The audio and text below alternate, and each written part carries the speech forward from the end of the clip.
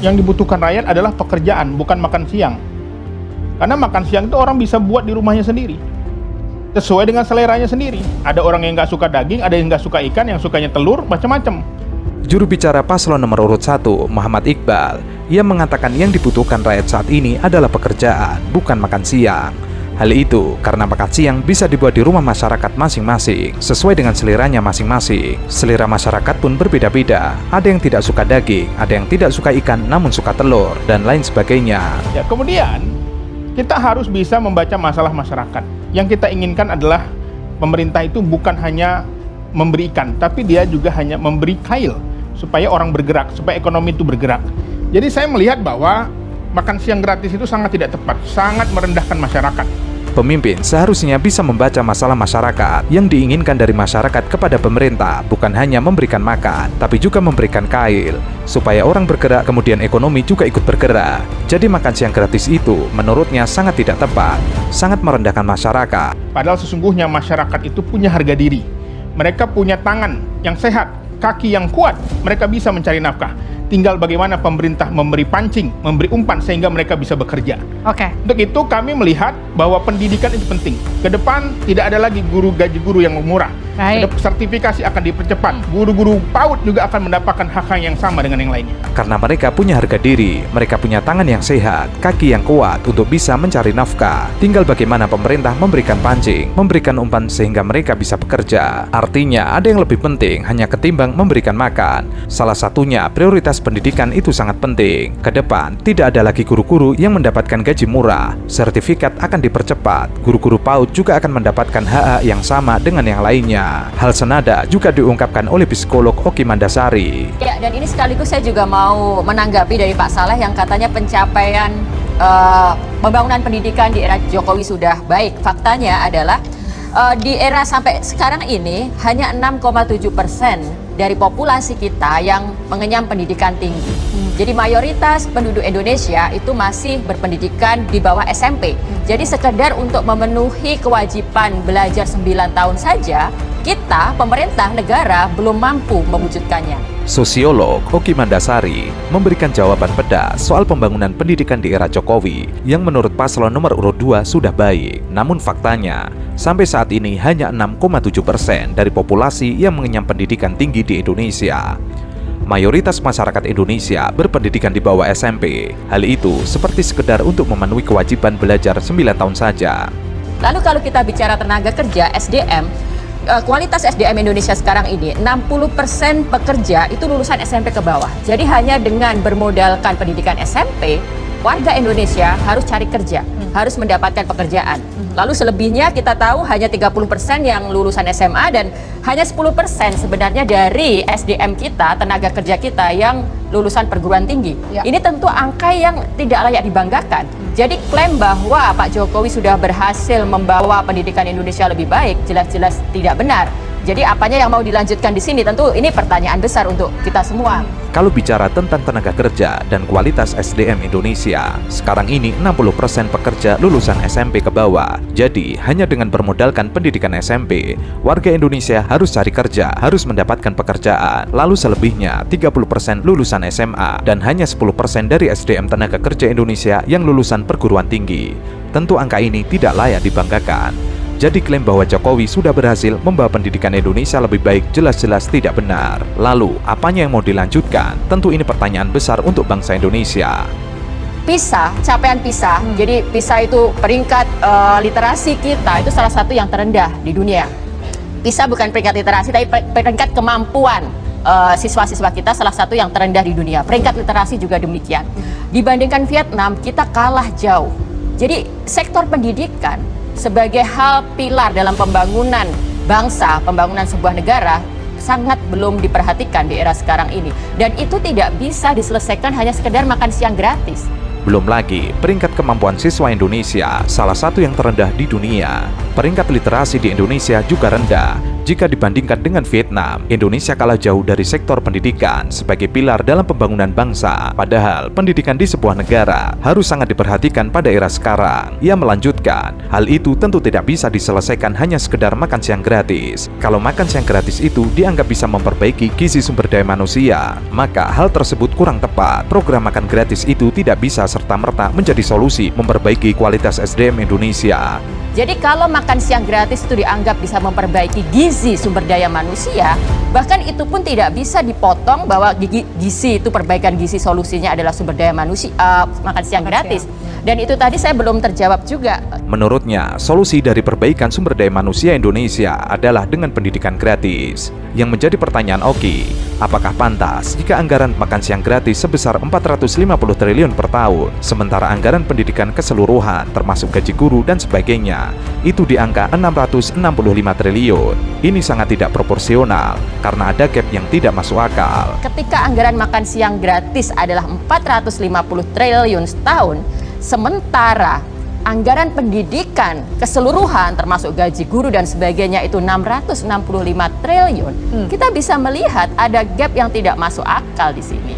Yang menjadi ironis, Paslon 02 ingin memperbaiki sumber daya manusia, tapi di sisi lain memiliki masalah ketidakpercayaan terhadap guru besar yang mengeluarkan petisi kepada Presiden Jokowi. Pihak istana malah menuding mereka partisan sampai tudingan kepentingan elektoral.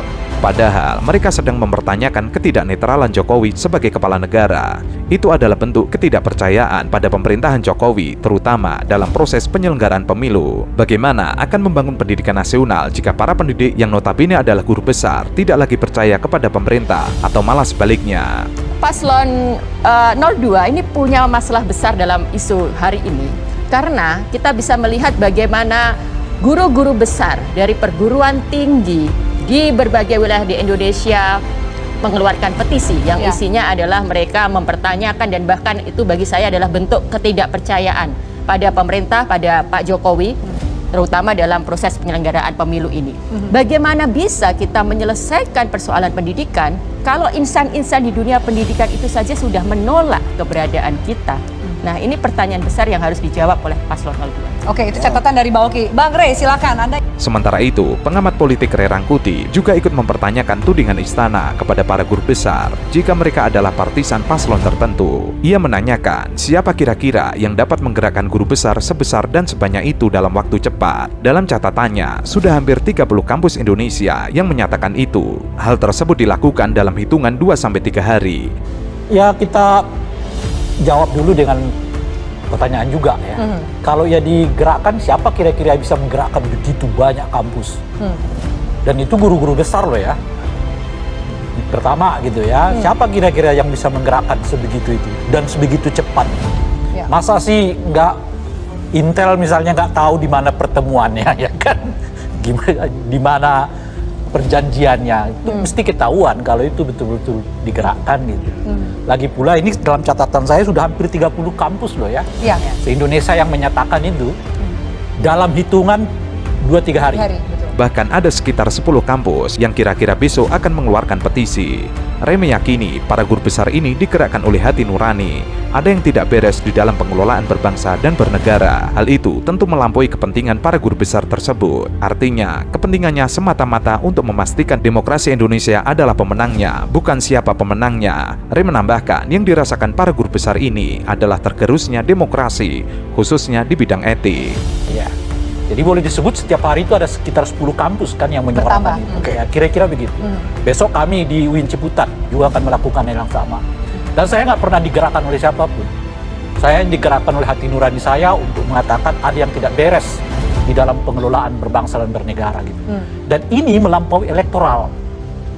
Jadi nggak ada kepentingannya untuk mendukung A atau si B atau ini tidak. Ini kepentingannya semata-mata untuk memastikan demokrasi kita adalah pemenangnya. Bukan si A, bukan si B, bukan si C, tapi demokrasi adalah pemenangnya. Dan itulah yang dirasakan saat ini tergerus sedemikian rupa. Gus Harifah menyatakan Ridwan Kamil adalah bagian dari operasi jahat. Dia sangat tidak layak, tidak pantas untuk dipilih karena dia bagian dari partai-partai itu sendiri. Dia tidak akan berani maju di Jakarta kalau Anies Baswedan tetap maju. Itu sudah saya nyatakan dari tanggal 20 Juni. Jadi bukan baru. Bahkan sebelum penjagalan itu terasa. Itu sudah kita ketahui. Jadi relawan-relawan yang menyatakan kepada Ridwan Kamil, saya katakan mereka, mohon maaf agak kasar, tapi harus dengan kasar, tidak lebih hanya seorang pelacur. Perseteruan antara Ghis Khalifa dengan para kader PKS di media sosial semakin memanas. Apalagi belakangan para kader PKS meminta agar pendukung Anies Baswedan mendukung Ridwan Kamil dan Suswono. Kontan saja kampanye tersebut mendapat penolakan keras dari Ghis Khalifa dan juga para pendukung Anies Baswedan lainnya. Alasannya, komitmen PKS saat mendukung Anies Baswedan dipertanyakan oleh para pendukung Anies Baswedan sejak pertama kali mengusung Anies Baswedan di Pilgub DKI Jakarta, namun akhirnya berpindah ke Ridwan Kamil dan Suswono. Kalau tidak suka, tidak puas hadapi Ghis Khalifa, buat forum diskusi, saya bendangkan semuanya. Yang kedua, teman-teman semua, mungkin pernah dengar, pernah lihat mubahala saya di TV. Pernah ada yang lihat? Pada saat saya menantang dari partai PKS untuk mubahala di iNews TV. Lalu dia katakan Anda harus mubahala ke pemimpinnya. Sesungguhnya bahwa pemimpinnya itu sudah saya ajak mubahala lebih dahulu. Namanya Abu Bakar Al-Habsyi. Dia adalah bagian dalang dari semua ini. Abu Bakar Al-Habsyi adalah bagian dari kejahatan ini. Dia adalah dalang dari semua ini, dari PKS. Ya, saya harap PKS segera memecat manusia itu. Saya berharap. Kalau tidak, ya siap-siap PKS menerima hukumannya dari kita semua. Partai Keadilan Sejahtera tengah menyiapkan strategi untuk merebut pemilih Anies Baswedan agar beralih kepada Ridwan Kamil di pemilihan Gubernur DKI Jakarta 2024. Pasalnya, Anies dinilai memiliki basis pemilih yang cukup besar di DKI Jakarta. PKS telah memiliki pengalaman untuk menggalang suara di Pilgub DKI Jakarta. Pada tahun 2007, PKS mengusung calon tanpa berkoalisi dengan partai lain dan dapat meraih suara yang signifikan meski harus kalah. Sementara itu, pada 2017, PKS yang mengusung Anies Baswedan bisa menang meski secara elektabilitas kalah. PKS akan mencoba membuat pertemuan antara RK dan Anies Baswedan. Apalagi Anies juga merupakan mantan Gubernur DKI Jakarta, sehingga memiliki pengalaman yang dapat dibagikan untuk RK yang merupakan bakal calon Gubernur DKI Jakarta. Kita sudah rasakan apa yang terjadi sekarang ini, sesungguhnya bukan hal yang tidak terprediksi, sudah terprediksi. Padahal saya diskusi dengan Refli Harun, di forumnya sama, rakyat bersuara. Saya mengatakan bahwa proses yang busuk akan menghasilkan yang busuk pula. Saat itu Pilpres baru saja selesai. Saya katakan Pilpres itu prosesnya busuk, maka akan menghasilkan hal yang busuk pula. Busuknya sekarang ini sudah terlihat. Bagaimana mereka melakukan penjegalan terhadap Anies Baswedan. Itu adalah salah satu kebusukan. Pagi tadi teman kita, saudara kita Refli Harun, belum pagi dari siang ya, diskusinya dibubarkan oleh preman. Kalau dulu yang membubarkan diskusi adalah aparat di masa 80-an, sekarang yang membubarkannya adalah para preman. Jadi kita sesama kita diadu agar bertengkar, bertarung sesama kita. Ini adalah bagian dari kebusukan itu sendiri. Dan kalau ini didiamkan terus-menerus, bukan hanya demokrasi yang runtuh, tapi negara ini pun akan runtuh akhirnya, karena rakyat sesama rakyat selamanya diadu. Dan kita tidak tegak lagi sebagai anak bangsa. Dan wadah perlawanan kita tidak banyak. Hanya cukup mengatakan tidak kepada semua. Tidak kepada 3 calon, tidak kepada sistem yang busuk itu, tidak selama sistem demokrasi tidak ditegakkan dengan sebaik-baiknya, tidak apabila hukum tidak ditegakkan dengan sebaik-baiknya. Maka kita akan terus melawan, walaupun banyak pengkhianat di antara kita sendiri.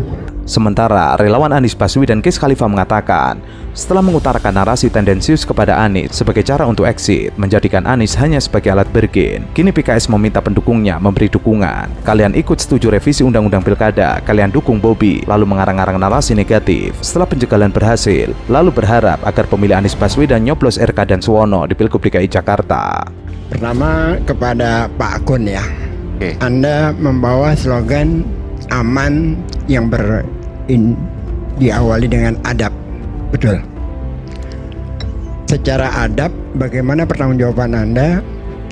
Saya orang yang sukanya yang kritis-kritis saja. Bagaimana pertanggungjawaban Anda ketika Anda mengambil KTP saya untuk pencalonan Anda? KTP saya yang Anda ambil. Saya punya buktinya kalau perlu bukti. Gis Khalifa membuat calon wakil gubernur DKI Jakarta nomor urut 2 Kun Wardana kebingungan saat bertanya terkait dengan pencatutan KTP.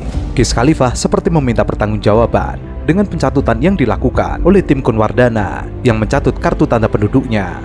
Bagaimana itu bisa dikatakan aman? Bagaimana itu bisa dikatakan adab? Silakan. Tapi kalau perlu pembuktian ada di HP saya. Oh, silakan, Bang Kun.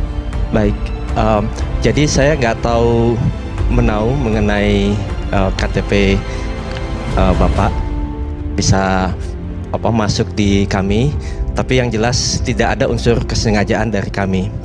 Kemudian yang perlu dilihat bahwa memang saat itu jumlah yang dimasukkan kuantitasnya jumlahnya sangat besar. Total berapa? Mendengar pertanyaan dari Gis Khalifa, Kun Wardana terlihat kikuk. Wajahnya berubah memerah, bingung menjawab pertanyaan Gis Khalifa. Ia lalu mengatakan bahwa dirinya tidak tahu menau terkait dengan pencatutan KTP tersebut dengan alasan KTP yang didaftarkan di KPU sangat banyak.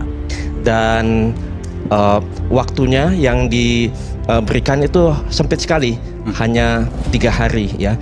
Jadi jumlah orang-orang yang memasukkan jumlahnya sangat besar, para LO, kemudian juga para relawan dari berbagai sumber data juga bekerja pagi, siang, malam ya. Jadi memang benar-benar kami tidak ada unsur kesengajaan terhadap hal itu. Yes. Oke, kita berikan tepuk tangan untuk Bang Kun Wardana. Mendengar jawaban dari Kun Wardana, Gis Khalifa tidak melanjutkan pertanyaan tersebut karena jawaban Kun Wardana yang tidak memuaskan dirinya. Pertama kepada Pak Kun ya. Anda membawa slogan aman yang diawali dengan adab. Betul. Secara adab, bagaimana pertanggungjawaban Anda? Saya orang yang sukanya yang kritis-kritis saja. Bagaimana pertanggungjawaban Anda ketika Anda mengambil KTP saya untuk pencalonan Anda? KTP saya yang Anda ambil. Saya punya buktinya kalau perlu bukti.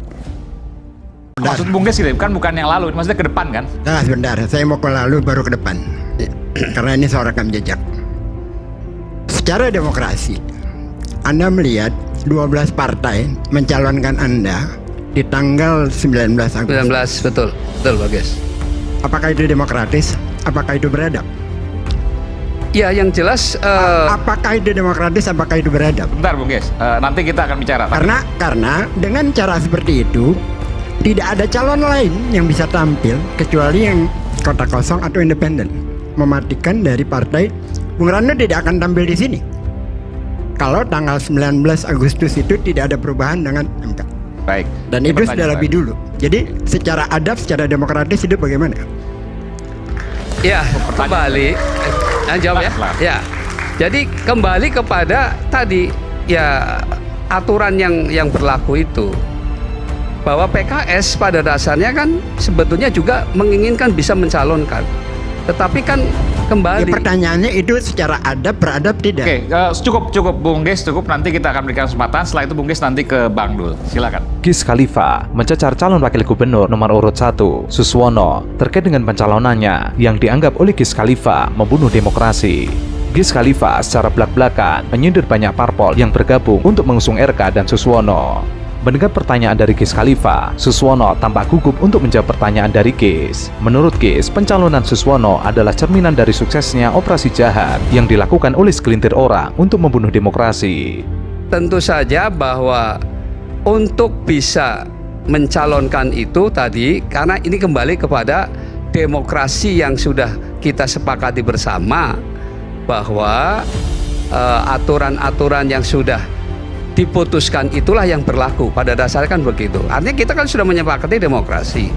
Nah, karena demokrasi itu adalah suara terbanyak dan aturannya seperti itu, ya kita mengikuti itu. Kalau saja, terus terang aja ya, MK kan memutuskan tanggal 1.